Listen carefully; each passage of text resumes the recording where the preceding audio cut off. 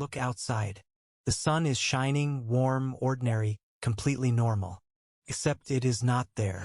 It vanished 8 minutes ago, and the light you are looking at right now is a ghost. A last shipment already in the mail, already halfway into the dark. In a few minutes it runs out, and when it does, the sky will not fade softly like a sunset. It will simply end. One place on Earth will not even notice this happened. It has never seen the sun. It does not care that the sun is gone. And it will still be thriving long after every city on the surface is a silent, frozen tomb. Welcome back to the Academy. Tonight we switch off the sun and find out who was actually running on it. Here is how this works. Not dimmed, not eclipsed, deleted.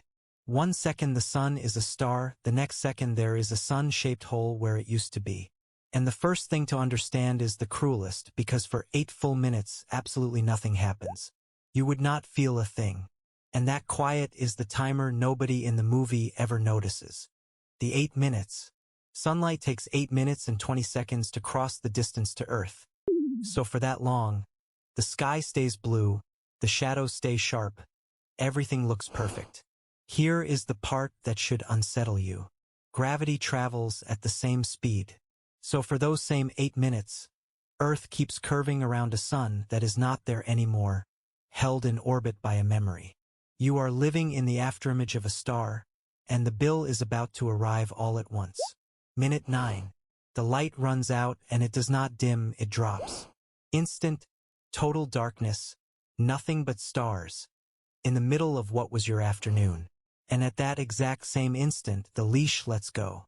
For 4.5 billion years, the sun has been swinging the Earth in a giant circle, and the moment it disappears, the circle is gone, and the planet flies off in a dead straight line, like a stone leaving a sling, out into open space at about 67,000 miles an hour. You are now on a runaway planet, and it is getting cold. Day 1.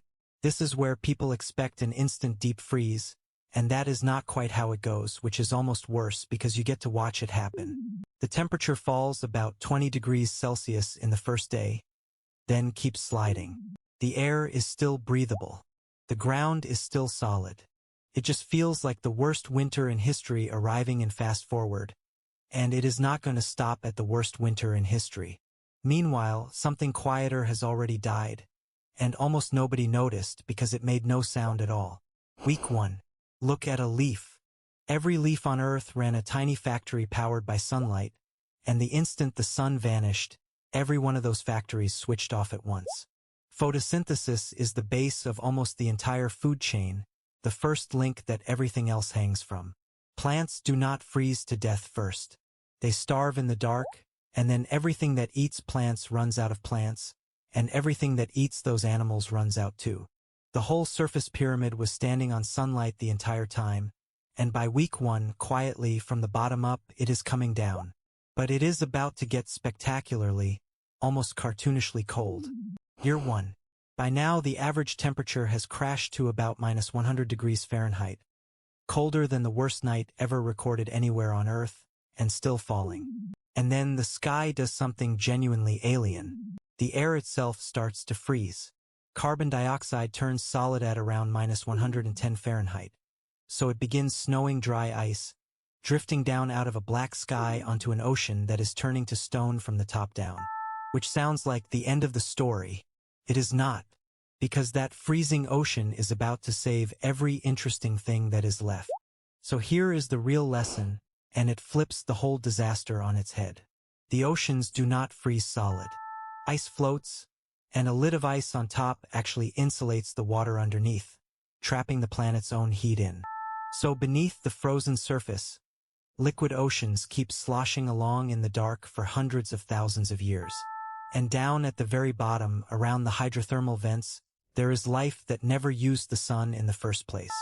It runs on chemosynthesis, chemical energy leaking straight out of the Earth's hot interior. Whole ecosystems, tube worms, bacteria, entire food webs, powered by the planet instead of the star. When the sun vanishes, they do not even flinch. They keep going for thousands of years until the oxygen finally runs low. That is the twist the disaster never saw coming. Life on Earth does not actually need the sun. The surface does. We do. But life itself figured out a backup plan a billion years ago, at the bottom of the sea, in the dark. It is the same reason scientists get excited about the icy moons of Jupiter and Saturn, frozen crusts with liquid water and maybe warm vents underneath. If life can live under our ice without a sun, it might be living under theirs. Which brings us to the grand finale. 2 years into the dark, the last thriving town on Earth is not a town at all. It is a research station bolted to the seafloor, warm, glowing, and weirdly cozy, built right on top of a hydrothermal vent that does not care that the sky is gone. Granny runs the geothermal diner, cooking on a crack in the planet, and the specialty is tube worm, which she swears you cannot tell from calamari.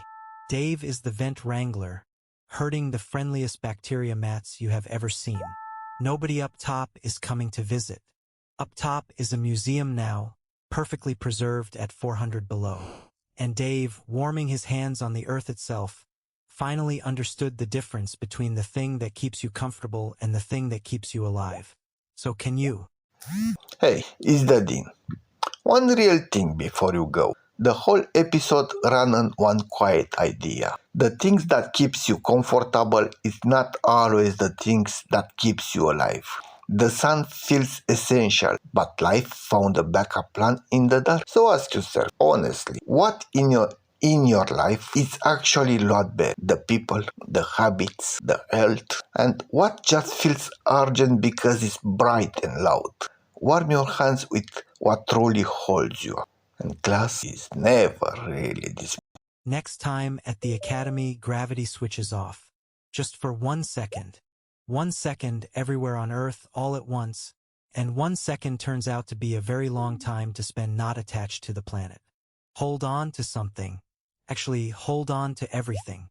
You have been watching the Absurd Academy, where the scenarios are fake and the lessons are load-bearing. Class dismissed.